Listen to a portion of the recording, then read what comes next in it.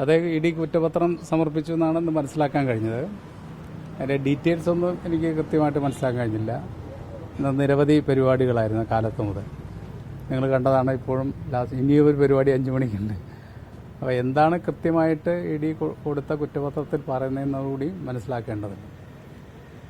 ED നേരത്തെ കഴിഞ്ഞ March 13-ാം തീയതിയാണ് എനിക്ക് ആദ്യമായിട്ട് ഒരു നോട്ടീസ് അയക്കേണ്ടായത്. അതായത് കരുവന്നൂർ ക്രമക്കേടുമായി ബന്ധപ്പെട്ടുകൊണ്ട്, കരുവന്നൂർ ബാങ്കിലെ ക്രമക്കേടുമായി ബന്ധപ്പെട്ടുകൊണ്ട് അതിൻ്റെ മൊഴിയെടുക്കുന്നതിൻ്റെ ഭാഗമായിട്ടാണ് നോട്ടീസ് വന്നത്.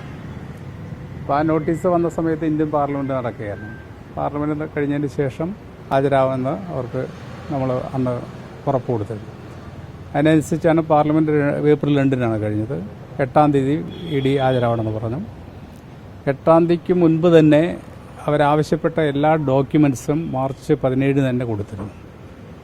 അതായത് എൻ്റെ അക്കൗണ്ട്, അതുപോലെ പ്രോപ്പർട്ടിയുടെ ഡീറ്റെയിൽസ്, അതുപോലെ ആധാർ കാർഡ്, അതുപോലെ പാസ്പോർട്ട്, അതുപോലെ പിന്നെ എന്തോ ഒരു കാർഡും കൂടി ഉണ്ടല്ലോ, പാൻ കാർഡ്. ഈ കാർഡുകളുടെ പേരൊന്നും എനിക്ക് കൃത്യമായിട്ട് അറിയില്ല.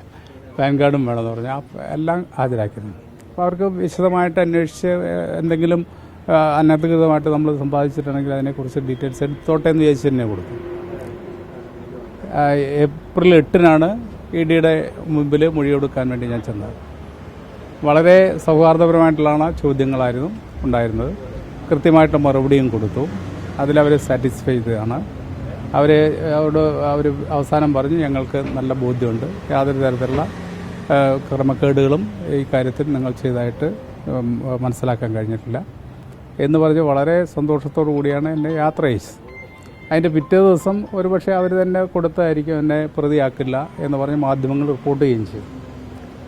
അപ്പോൾ അത് ഒക്കെ ആണെങ്കിലും ചിലപ്പോൾ പ്രതിയാക്കാനുള്ള സാധ്യതകൾ ഇങ്ങനെ മർമറിങ് ക്യാമ്പയിനിലുണ്ടായിരുന്നു.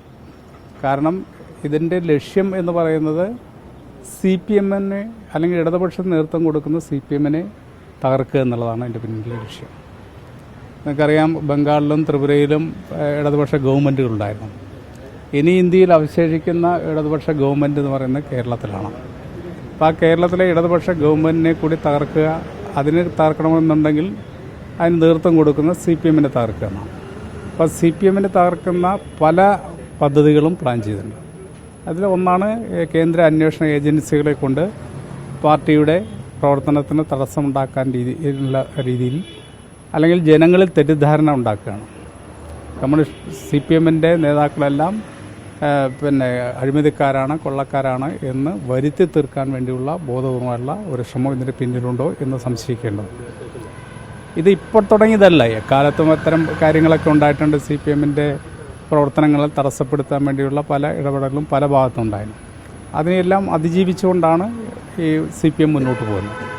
അപ്പോൾ ഇത്തരം കാര്യങ്ങളെ അതിജീവിക്കാനുള്ള ഇടപെടൽ CPM-ന്റെ ഭാഗത്തുനിന്നുണ്ടാകും എന്നുള്ള കാര്യത്തിൽ സംശയമില്ല. വ്യക്തിപരമായിട്ട് ഓരോരുത്തരെയും തേജോവധം ചെയ്യാൻ കഴിയുമെന്നാണ് നോക്കുന്നത്. അത് ഈ നാട്ടിലെ ജനങ്ങൾക്ക് നല്ലപോലെ അറിയാം. നമ്മുടെ പ്രവർത്തനങ്ങൾ എന്താണ് എന്ന് നല്ലപോലെ മനസ്സിലാക്കുന്ന ആളുകളാണ്. അപ്പോൾ അതുകൊണ്ട് തന്നെ ഈ കാര്യത്തിൽ നമുക്ക് യാതൊരു വേവലാതിയില്ല. കോടതിയിൽ എന്താണ് ഇഡി റിപ്പോർട്ട് സമർപ്പിച്ചിരിക്കുക അത് മനസ്സിലാക്കി ആവശ്യമായിട്ടുള്ള ഇടപെടൽ നടത്തും. പാർട്ടിയുമായിട്ട് ബന്ധപ്പെട്ട് മറ്റു കാര്യങ്ങൾ തീരുമാനിക്കുകയും ചെയ്യും.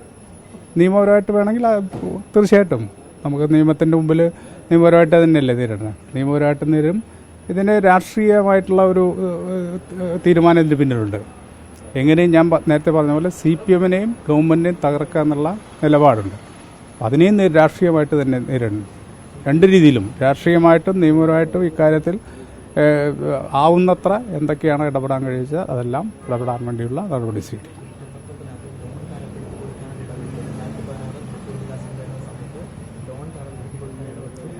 അത് CPM-നെ സംബന്ധിച്ചിടത്തോളം, പൊതുപ്രവർത്തകരെ സംബന്ധിച്ചിടത്തോളം മനുഷ്യൻ്റെ ആവശ്യങ്ങളായിട്ട് നമ്മുടെ മുന്നിൽ വരുന്ന ആളുകൾക്ക് ഒരു സഹായം ചെയ്തു കൊടുക്കാതിരിക്കുക എന്നുള്ള നിലപാടല്ല. പലപ്പോഴും നമ്മൾ പല കാര്യങ്ങളും വിളിച്ചു പറയേണ്ടി വരുന്നു. ഒരുപക്ഷെ അതിൽ മനുഷ്യനെ സംരക്ഷിക്കേണ്ട അല്ലെങ്കിൽ അവരെ സേവിക്കേണ്ട ഉത്തരവാദിത്വം നമുക്കുണ്ടല്ലോ. ഒരു മനുഷ്യൻ ഏറ്റവും അല്ലെങ്കിൽ പിന്നെന്താ പറയുക, അവരുടെ അടുത്ത് ചെന്നു ഒന്ന് വിളിച്ചു പറയാൻ പറഞ്ഞത് ചെയ്യുന്നില്ല. അവർ ആത്മഹത്യ ചെയ്താൽ അല്ലെങ്കിൽ അവർ എന്തെങ്കിലും സംഭവിച്ചാൽ ഉടനെ പറയില്ല. അങ്ങനെ ഒട്ടേറെ സംഭവങ്ങൾ ഉണ്ടായിട്ടുണ്ടല്ലോ. ഒരു മനുഷ്യൻ സഹായമായിട്ട് ഏത് തരത്തിലുള്ള സഹായമാവട്ടെ വരുമ്പോൾ അത് വല്ലാത്ത കുറ്റവാളികളല്ല എന്നുണ്ടെങ്കിൽ അവരെ സഹായിക്കുക എന്നുള്ളത് നമ്മുടെ പൊതുപ്രവർത്തകരുടെ ചുമതലയാണ്.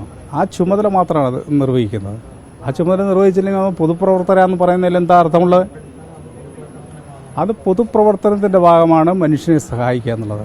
മനുഷ്യൻ്റെ ജീവിതത്തിൽ ഇടപെട്ട് അവരെ സഹായിക്കുക എന്നുള്ളത് പൊതുപ്രവർത്തനത്തിൻ്റെ ഭാഗമായിക്കൊണ്ട് മാത്രമല്ലാതെ എന്തെങ്കിലും അതിലൂടെ നമുക്ക് സ്വന്തമായിട്ട് നേട്ടമുണ്ടാക്കിയോ എന്നുള്ളതാണ് പരിശോധിക്കുന്നത്. അങ്ങനെ സ്വന്തമായി നേട്ടമുണ്ടാക്കുന്ന ഒരു കാര്യത്തിലും ഇടപെട്ടിട്ടില്ല, ഒരാൾക്ക് വേണ്ടിയും ഇടപെട്ടിട്ടില്ല. അത് 100% സത്യസന്ധമായിട്ട് നമുക്ക് പറയാനും കഴിയും. സ്വന്തം താല്പര്യത്തിന് വേണ്ടിയിട്ടുള്ള ഒരു ഇടപെടലും ഉണ്ടായിട്ടില്ല.